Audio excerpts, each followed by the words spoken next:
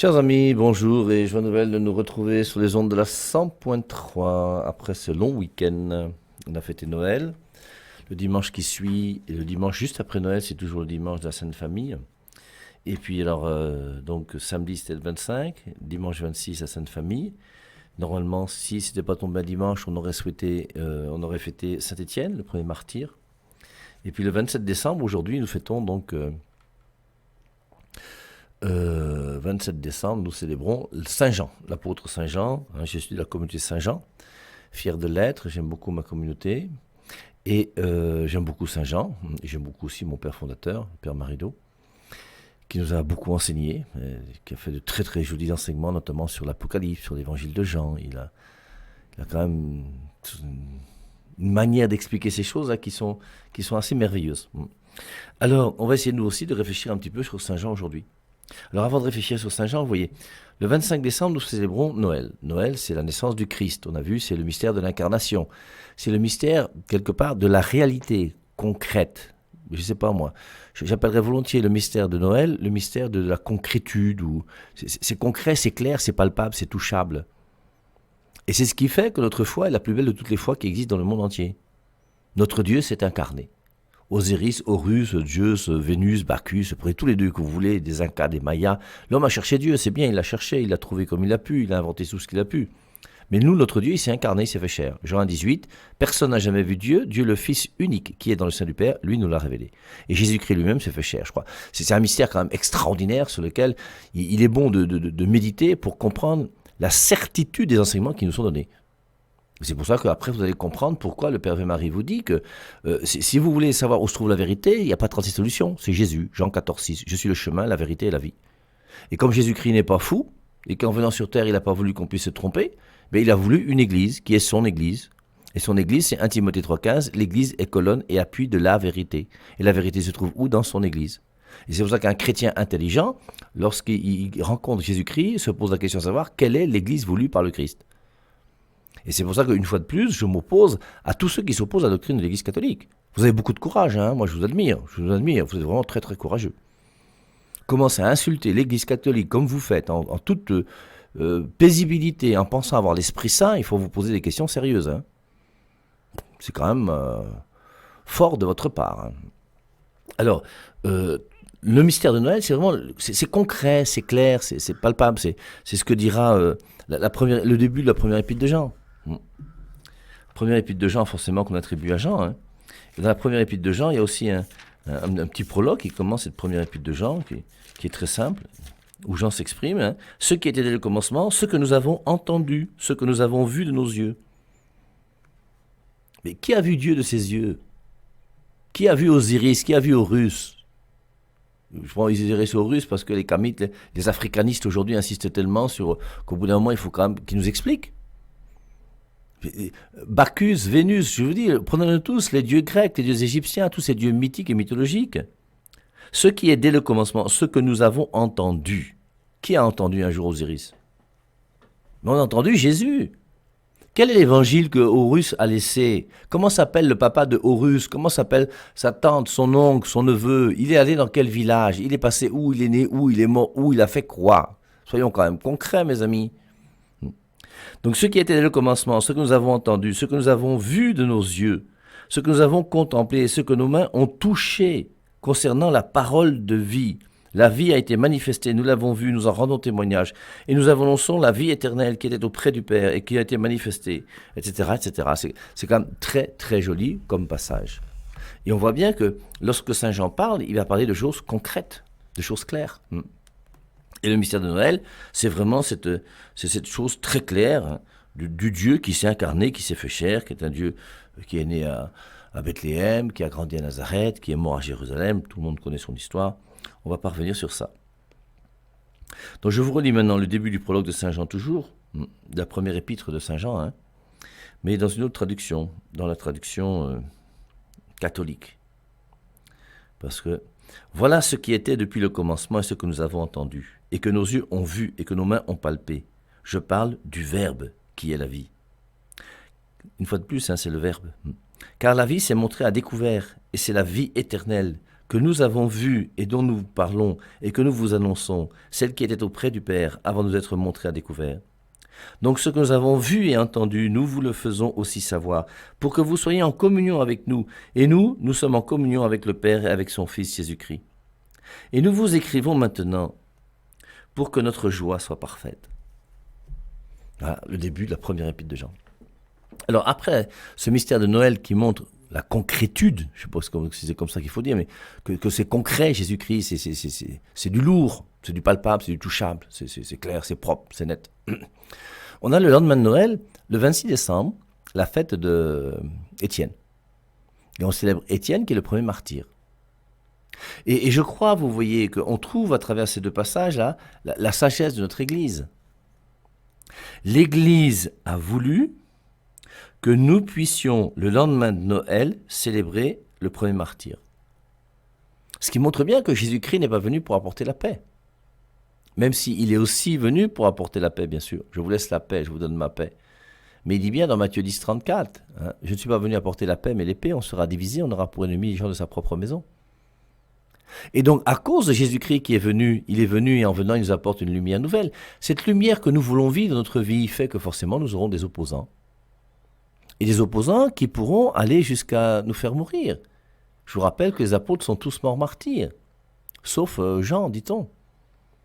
Mais Jean a quand même été déposé dans une marmite pleine d'huile bouillante et il n'a pas cuit. Et après, il est parti en exil à Patmos. Et tous les apôtres ont souffert. Saint Jean n'est pas mort martyr, mais il a quand même souffert aussi pour la cause de Jésus-Christ. Et Jésus-Christ lui-même a souffert. Celui qui l'a annoncé, le précurseur Jean-Baptiste, a souffert, on lui a coupé la tête. Et c'est pour ça que cette lumière que le mystère de Noël nous apporte est une lumière que nous devons porter avec beaucoup d'amour, d'honneur, de joie, de fierté. Mais en sachant que forcément, ben oui, à cause de ça, sans doute qu'on sera aussi persécuté. Et c'est curieux de voir d'ailleurs toutes ces persécutions qui existent aujourd'hui par rapport à la foi chrétienne. Quand vous pensez que la Commission européenne a voulu supprimer le mot Noël du langage français, ça montre bien une volonté perverse de la communion européenne de pouvoir dénigrer gratuitement une religion qui fait de mal à personne. Moi j'ai été très heureux hier, alors j'aime pas beaucoup la politique, mais de voir le joyeux Noël souhaité par Éric Zemmour aux Français. En leur disant que l'arbre de Noël n'a tué personne, la crèche de Jésus-Christ n'a tué personne, la religion catholique n'a tué personne. C'est la tolérance, c'est le respect, mais quand même, il faut qu'on retrouve ces valeurs, ces racines chrétiennes de l'Europe. C'est quand même aberrant qu'aujourd'hui, au nom de la politique, on est capable de détruire la vérité par rapport à l'origine de l'Europe pour essayer d'avoir des voix. Ça n'a pas de sens. Il faut aimer la vérité. Alors, après donc le 26 décembre, où nous célébrons donc le martyre de Saint-Étienne, pour montrer que c'est vrai qu'à partir du moment où on est chrétien, ben oui, la vie n'est pas facile. Et donc forcément, certains d'entre nous seront persécutés. Et Éric Zemmour ajoute d'ailleurs que nous n'avons jamais eu autant de gens persécutés dans l'Église catholique que depuis quelques années. Les martyrs des premiers siècles, il y avait beaucoup de persécutions. Il faut dire aussi qu'ils n'étaient pas des centaines de millions comme aujourd'hui. Aujourd'hui, on a quand même 1,3 milliard, 1,4 milliard de catholiques. Et on n'a jamais eu autant de catholiques persécutés que depuis ces quelques décennies. Et aucun média n'en parle, hein. Tout le monde s'en fout. Il y a comme une volonté expresse mondiale de pouvoir laisser les chrétiens catholiques persécutés sans qu'on en parle. Regardez l'histoire de la pédophilie. Quelle est l'église qui a été salie par la pédophilie? Il n'y a que nous les catholiques. On n'a pas sali le ministère français de l'éducation. On n'a même pas sali les autres églises, les protestants, les catholiques, les protestants, les témoins de Jéhovah, tout ça. Il y a quelques petites bribes, quelques petites choses, mais nous au moins on frappe sur nous à boulet rouge. Et il faut au bout d'un moment aussi que l'église puisse réagir. Et que l'église puisse dire, bah, écoutez, au bout d'un moment, on est quand même fatigué avec toutes vos histoires là. Apportez des arguments solides pour une cause. Alors, la naissance de Jésus-Christ va impliquer forcément un combat. Alors, on voit ce combat avec Étienne, bien sûr. On voit ensuite, le 27 décembre, la solennité, voilà la fête. Hein, chez nous, les frères de Saint-Jean, c'est la solennité de Saint-Jean l'apôtre. Et le 28, c'est le massacre des Saints Innocents. Pour montrer que la naissance de Jésus-Christ, oui, va faire que Étienne va mourir martyr et que même des innocents vont mourir à cause de Jésus-Christ. Pourquoi? Parce qu'un roi, Hérode, mauvais et méchant, a peur qu'on ravisse sa place. Et plutôt que d'aller adorer Dieu, il veut plutôt tuer Dieu. Et il n'a pas réussi, bien sûr, puisque c'est là où Jésus-Christ est parti en Égypte, d'après Maria Valtorta, pendant 4 ans. Hein. Et on connaît même le lieu où il habitait. Et dans l'évangile de Maria Valtorta, je vous rappelle, Maria Valtorta voit une vision de la Sainte Famille en Égypte et montre comment, de là où elle est, elle voit une pyramide. Et je vous rappelle que dans ce lieu-là, il n'y a pas une pyramide, il y a 3 pyramides qui sont très bien connues. Et donc, un scientifique qui est tombé amoureux de l'œuvre de Maria Valtorta s'est dit, mais comment est-ce que Maria Valtorta a pu faire une erreur aussi grave, alors qu'il y a 3 pyramides et qu'on n'en voit qu'une seule? Et le gars est parti carrément jusqu'en Égypte, voir le lieu dans lequel on voyait, où semble-t-il, on devait retrouver la maison dans laquelle Joseph et Marie et Jésus-Christ ont vécu pendant quelques années lorsqu'ils étaient en Égypte. Et de ce lieu-là, il s'est aperçu qu'il y a une pyramide qui cache les 2 autres pyramides qui sont derrière. Et c'est pour ça que Maria Valtorta a bien vu qu'une seule pyramide alors qu'il y en a 3. Donc, tout ça sont des petits signes, mais c'est des petits signes qui sont quand même intéressants. Alors, après ça, donc, on voit comment, donc, le 26 décembre, Saint-Étienne, et le 27, donc, l'évangile de Jean. Saint Jean, l'apôtre lui-même. Alors, beaucoup de gens discutent sur l'œuvre de Jean pour savoir ce qu'il a écrit, ce qu'il n'a pas écrit. Bon, moi, je suis persuadé que Saint Jean est bien l'auteur du livre de l'Apocalypse. Et je suis persuadé, alors, je ne sais pas si des gens plus compétents que moi pourront me contredire, mais je suis persuadé que l'Apocalypse a été écrit avant l'évangile de Jean. Et je vous ai donné les 2 références bibliques qui me font suggérer que l'Apocalypse a été écrit avant l'évangile de Jean. La première référence, c'est que on voit dans l'évangile de Jean, alors je vais vous connaissez tous Jean 1.1, n'est-ce pas? Dans Jean 1.1, on dit « Au commencement était le Verbe ». Et non pas « était la parole ». Hein. Au commencement était le Verbe, et le Verbe était auprès de Dieu, et le Verbe était Dieu. Et Saint Jean commence son évangile en disant « Au commencement était le Verbe ». Le Verbe, pour nous, c'est la 2e personne de la Trinité. Dans la Trinité, il y a Yahvé qui est le Père, ensuite il y a le Verbe, et il y a une 3e personne qu'on appelle l'Esprit Saint. Et le Verbe correspond au Fils de Dieu, qui existe depuis toujours dans la Trinité, la 2e personne de la Trinité. C'est lui qu'on appelle le Verbe. Et le mot Verbe n'a jamais été utilisé pour Jésus-Christ en tant que Fils de Dieu, en dehors de l'Apocalypse de Saint Jean au chapitre 19, le verset 11, et en dehors de Jean chapitre 1, le verset 1. Et c'est pour ça que la première fois où, à mon avis, on va voir ce mot Verbe utilisé pour désigner la 2e personne de la Trinité, c'est dans la révélation que Jean va recevoir à Patmos. Alors, à Patmos, il est sur son île, il est en exil. Il est en exil, pourquoi? Parce que lui aussi, il est persécuté. Comme tous ceux qui ont été amis de Jésus-Christ ont été persécutés. Il est dans son exil à Patmos. Et le jour du Seigneur, alors je vous rappelle, le dimanche, hein, on a, dans Apocalypse chapitre 1, verset 10, on appelle le jour du Seigneur le dimanche. Et ce dimanche qui est le jour du Seigneur, ce n'est plus le jour du sabbat, on a changé de jour. C'est le jour du Seigneur. Le jour du Seigneur, donc, est là. Et pendant ce jour du Seigneur, il a cette révélation. Et cette révélation-là, lui dit dans Apocalypse chapitre 19, alors Apocalypse 19, on est déjà à la fin, hein, 17 et 18, c'est Babylone et la chute de Babylone, et 19, c'est la victoire. Alors je suis dans Apocalypse 19, 11, alors j'ai vu le ciel ouvert, j'ai vu un cheval blanc, et celui qui le monte, on l'appelle le fidèle et le vrai. Il juge, il combat selon la droiture, ses yeux sont une flamme de feu, et l'on voit sur sa tête de nombreuses couronnes. Alors pour ceux qui connaissent un peu l'Apocalypse au chapitre 1, ces yeux qui sont une flamme de feu, c'est exactement la description de Jésus-Christ dans Apocalypse chapitre 1, lorsqu'il est décrit comme étant celui qui est ressuscité. Parce que le livre de l'Apocalypse n'est pas un livre apocalyptique, c'est un livre qui montre la victoire de Dieu sur toutes les épreuves qui sont les nôtres. Et c'est pour ça que l'Apocalypse commence par la résurrection, pour montrer que le Christ est ressuscité, il est victorieux, il est vainqueur. Et donc l'Apocalypse est écrit pour faire comprendre que forcément, en tant que chrétien, on vient de le voir, vous serez persécutés. On voit que le lendemain de Noël, on fête le martyre de Saint-Étienne. Et donc, vous, en tant que chrétien, vous serez persécutés. Les premiers apôtres sont pratiquement tous morts martyrs. Jean est le seul qui est encore vivant, qui n'est pas mort martyr. Mais il faut quand même expliquer que quand vous devenez chrétien, n'ayez pas peur de devenir martyr. Et si vous devenez martyr, c'est pas si grave que ça, parce que le premier des martyrs, c'est Jésus lui-même, qui est plus fort que la mort. Il est le premier-né d'entre les morts. Hein. Et donc, l'Apocalypse a été écrit pour permettre aux chrétiens persécutés de comprendre qu'ils sont victorieux même dans leur persécution. Moi, je dirais ça comme ça par rapport à l'Apocalypse. Alors, j'ai vu le ciel ouvert, j'ai vu un cheval blanc et celui qui le monte, on l'appelle le fidèle et le vrai. Il juge, il combat selon la droiture. Ses yeux sont une flamme de feu et l'on voit sur sa tête de nombreuses couronnes. Nul autre que lui ne connaît le nom écrit sur lui. Il s'enveloppe d'un manteau trempé de sang et on l'appelle le Verbe de Dieu. Et donc Saint Jean a cette révélation dans l'île de Patmos. Et celui qui est victorieux, donc le Fils, le fidèle, le vrai, c'est lui qui est appelé, dans cette révélation qu'il a reçue, je vous rappelle que c'est la révélation de Jésus-Christ, Apocalypse 1.1, révélation de Jésus-Christ, faite à son serviteur Jean. Et donc il voit cette révélation dans laquelle, sur le cheval blanc, il voit quelqu'un qui s'appelle le Verbe.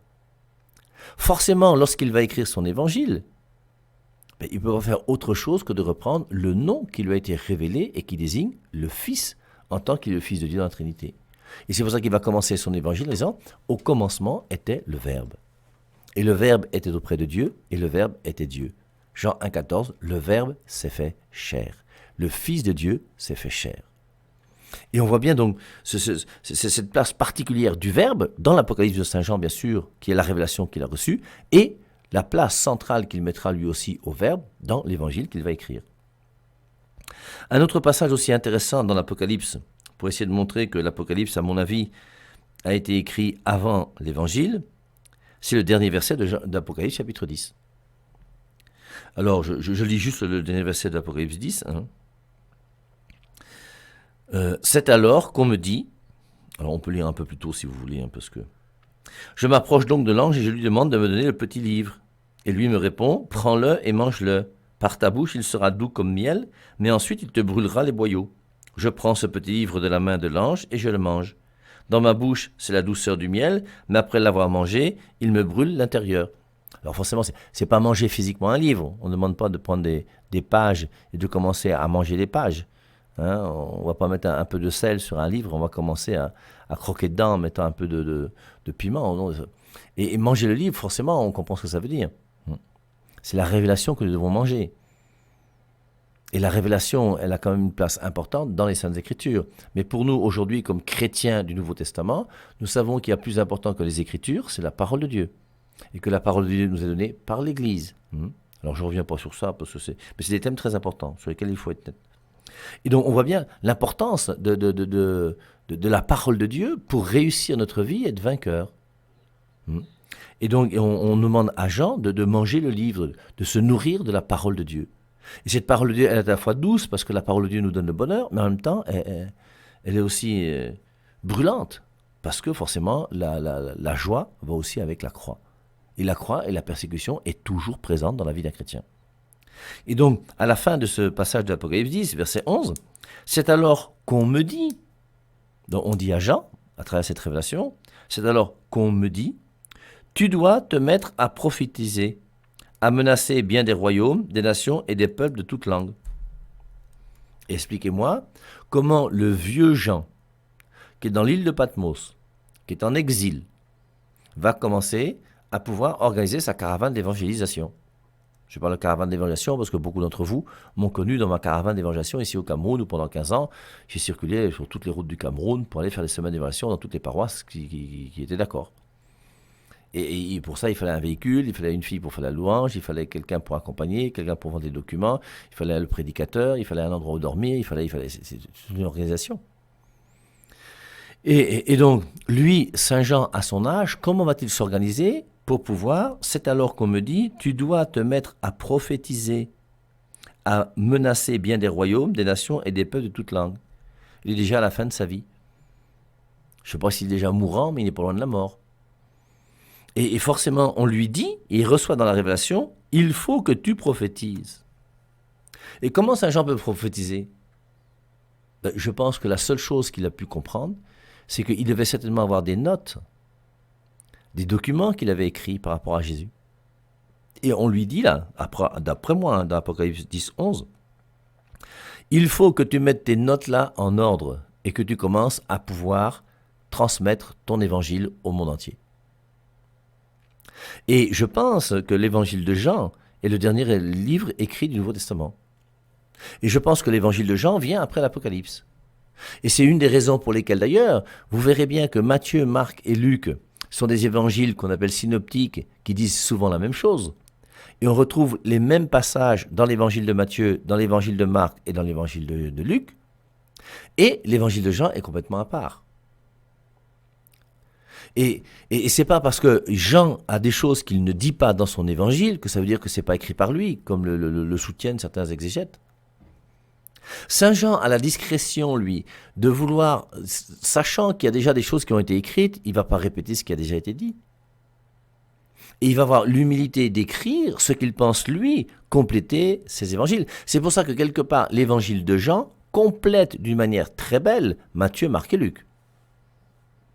Un des exemples, si vous voulez, pour moi, le plus clair, c'est que lorsque Jésus-Christ a ressuscité Lazare, les apôtres étaient avec Jésus à Béthanie.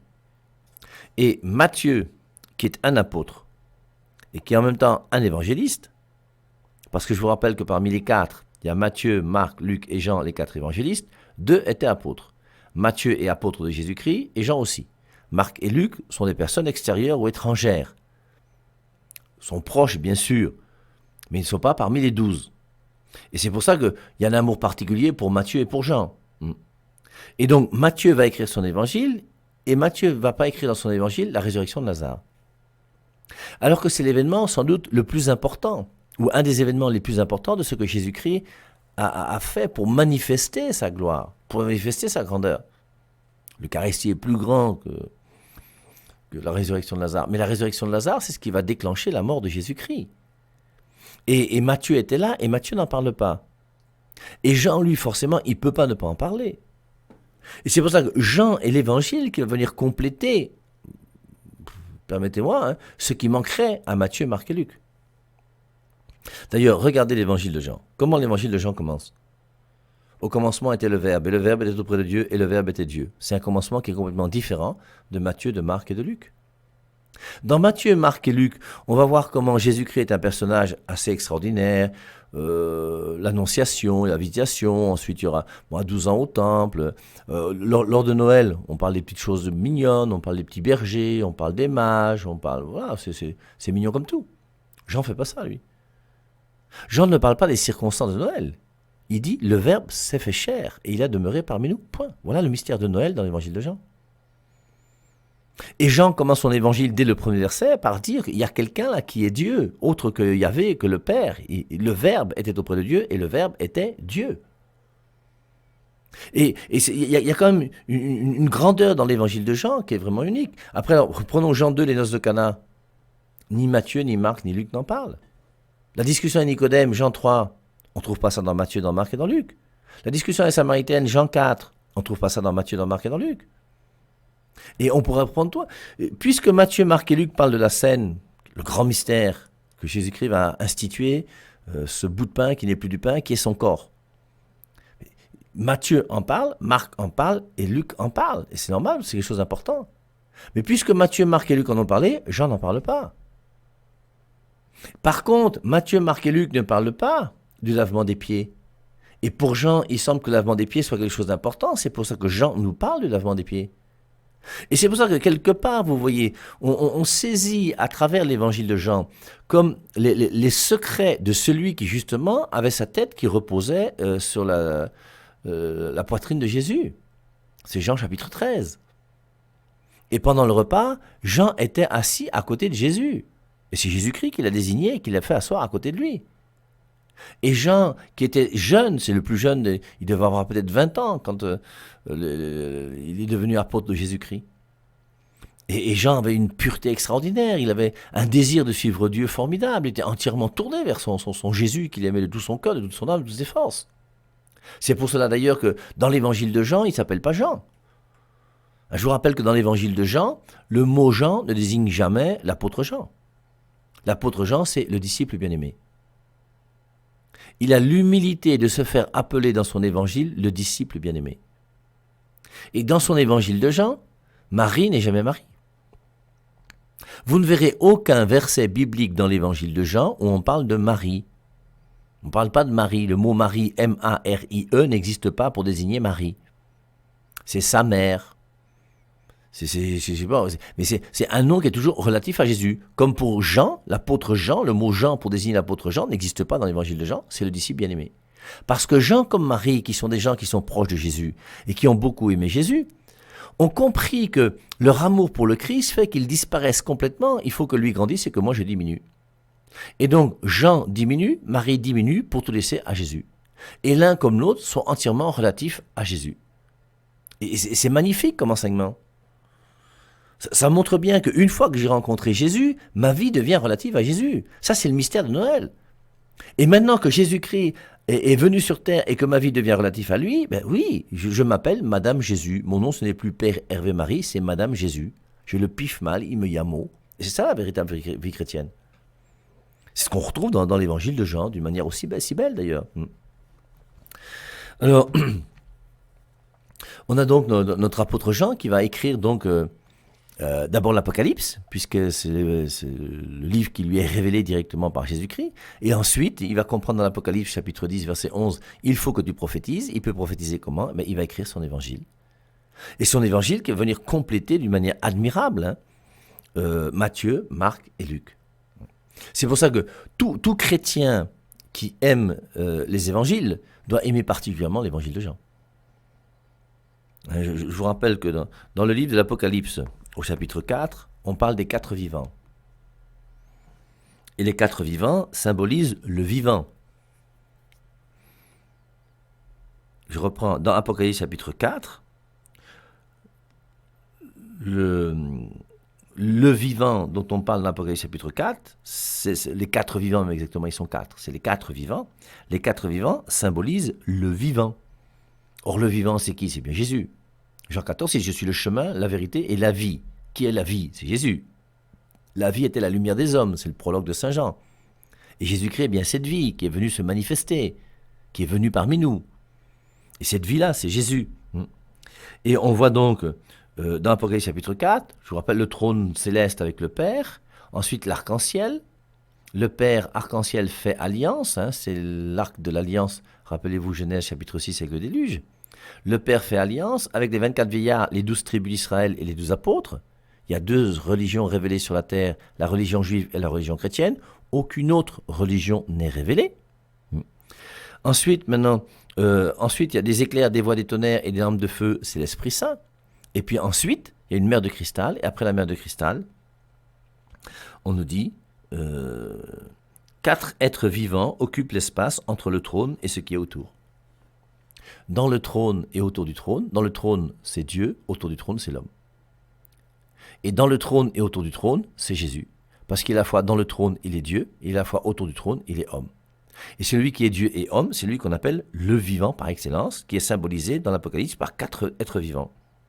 Et ces 4 vivants sont à la fois un lion, un bœuf, un visage d'homme et un aigle en plein vol. Et parmi ces 4 vivants, on a attribué donc chacun des évangélistes à un de ces 4 vivants. Comme si, vous voyez, chacun des évangélistes nous donnait une dimension de la vie de Jésus. Parce que les 4 vivants, ce n'est pas les 4 évangélistes. Les 4 vivants, c'est Jésus-Christ en tant qu'il est le vivant par excellence. Et le vivant par excellence implique 4 dimensions. Il y a la dimension du taureau, la dimension du lion, la dimension du visage d'homme et la dimension de l'aigle.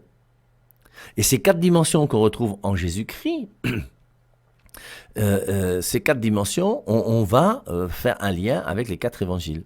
Et forcément, l'animal qu'on va attribuer à Jean, c'est toujours l'aigle. Et la raison c'est laquelle? C'est que l'aigle en plein vol, c'est l'évangile de Jean. Les 3 autres vivants, le visage d'homme, le lion et le taureau, sont des gens qui ont les pieds sur terre. L'aigle, lui, il vole en plein air. Et l'évangile de Jean, c'est l'évangile qui est en plein air. On regarde tout par en haut. Au commencement était le Verbe, et le Verbe était auprès de Dieu, et le Verbe était Dieu. Matthieu, Marc et Luc, on est d'abord sur la terre.